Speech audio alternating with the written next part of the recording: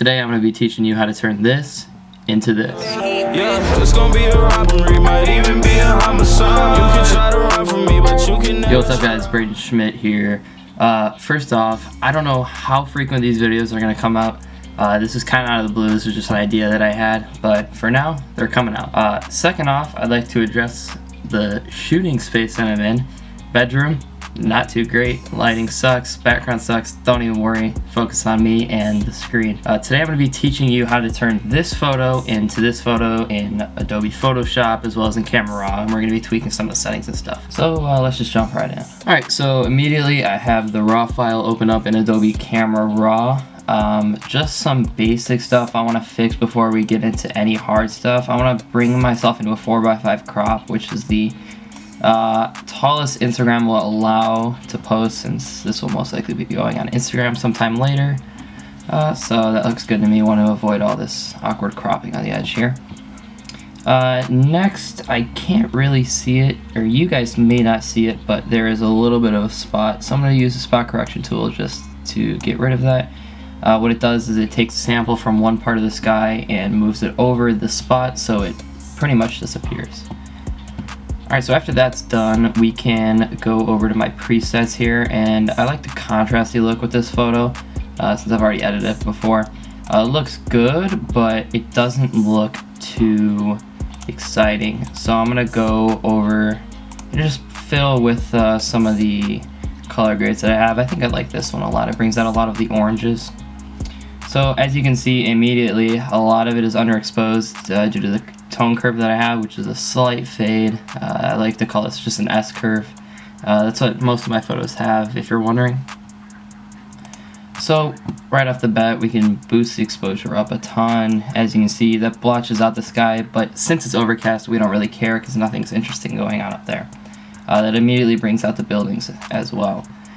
We can leave that at 1. Next, we can bring the highlights down, and I might even boost the highlights, to be honest with you, if we're going for the look that I'm trying to show you, because this is all going to be covered up eventually. Shadows, you could probably bring out just a tad. Black's definitely down, create some contrast.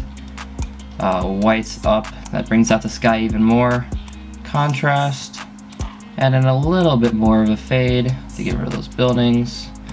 Little bit of a warmer hue, bring the temperature up, and that should be good with basic correction. So pretty much basically just boosted the highlights, boosted the whites, so the sky gets blown out. We don't care because we're going to be masking over it later on anyways. Bring down the blacks quite a ton and create some contrast in the image, and bring the shadows up just to bring out a little bit more of the details. Alright, so now comes the fun part. We're going to click open image here, and it'll take a while to open up in Photoshop just because it's such a large file.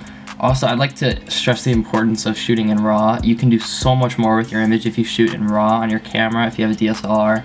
If you shoot in JPEG, it compresses the actual image, so you can't do a lot with it, and all of this that I'm showing you is most likely impossible. So since we cropped it down, the image is a little bit small, so we're going to click fit on screen here. We can go on to Google Chrome here and look up fog PNG. What that's going to do is it's going to have white fog on a black background, and with the blending modes in Photoshop, we're going to be able to get rid of the black background and have only the fog show up. Alright, so we can take that PNG, drag it into Photoshop here, put it on top of our layer, and what we're going to do is going to go up here and rotate that 180 degrees so it looks like the fog is coming down.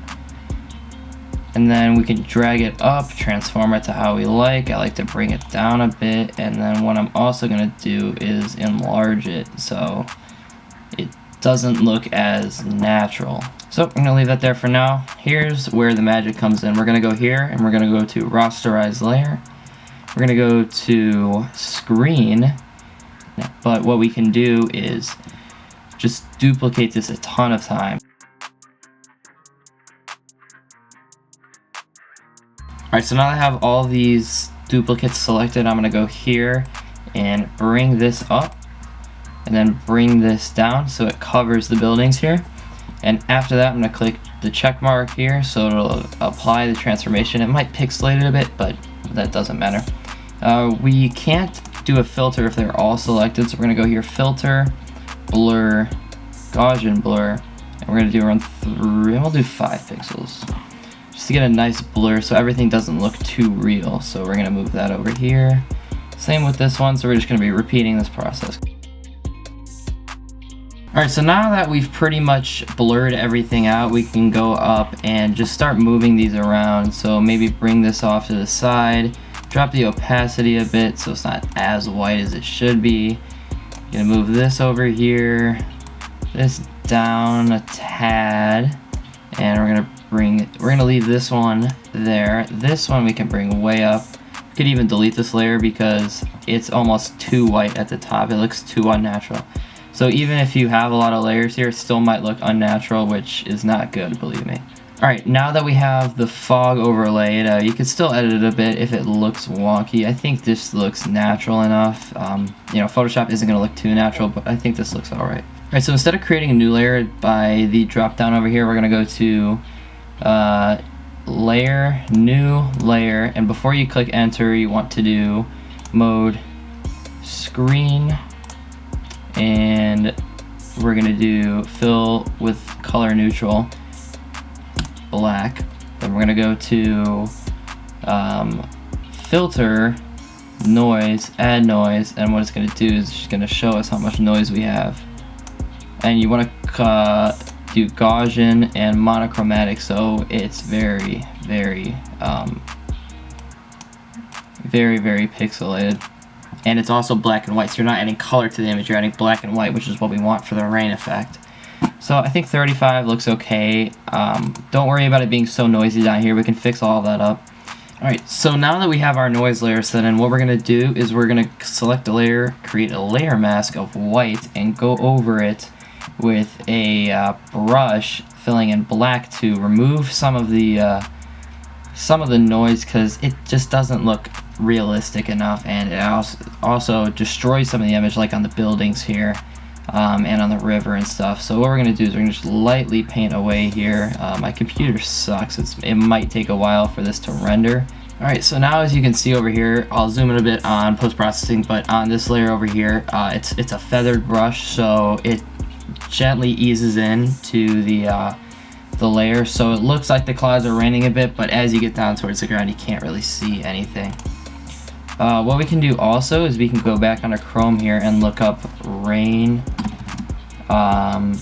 background on black. So go over here, we'll do the same thing again. We'll go to tools, size larger than 2 megapixels, look over here, and boom, there is your answer. It's pretty faint, and that's, I think, what we're trying to go for here. I mean, we could even add snow into this if we wanted to, because it's still technically winter. So, you know what? We'll go for snow. Why don't we do that? We'll bring this in, and we will pretty much, what we're going to do is we're going to create duplicates. So we're going to pretty much do thirds. So up in here, we'll edit, place, duplicate layer. Okay. Take that duplicate, bring it down here, and then duplicate this layer,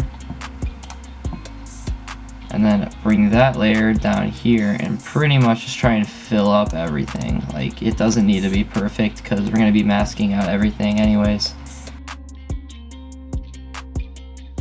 Alright, so now that we have all these layers in place, we can go over here to blend mode, click screen, blend mode, hit screen, and blend mode, hit screen. That pretty much just gets rid of the black, and boom, there is your snowy scene in Chicago, made with layer masks and blend modes and everything. I think it turned out pretty well. Let me know if you guys like these type of tutorials. I can definitely make more. That's just if the demand's there, and I just don't know how frequently they're gonna get out. But for now, thank you guys for watching. If you could hit that thumbs up button, it just gets my video out to more people due to YouTube's algorithm and all that. And if you want, you can subscribe as well. But for now, I'm Braden Schmidt, and I will see you guys in the next video. I've been known for a minute, ain't no patches in my pimpin'. Grab the pump and get the snippin'. If these niggas get the trippin', I've been poppin' for a while. Now they tryna dog my style. I've been staying low key, but they done made a crazy chop. They done let me out the cage. Now I'm about to turn the page on these lame bougie.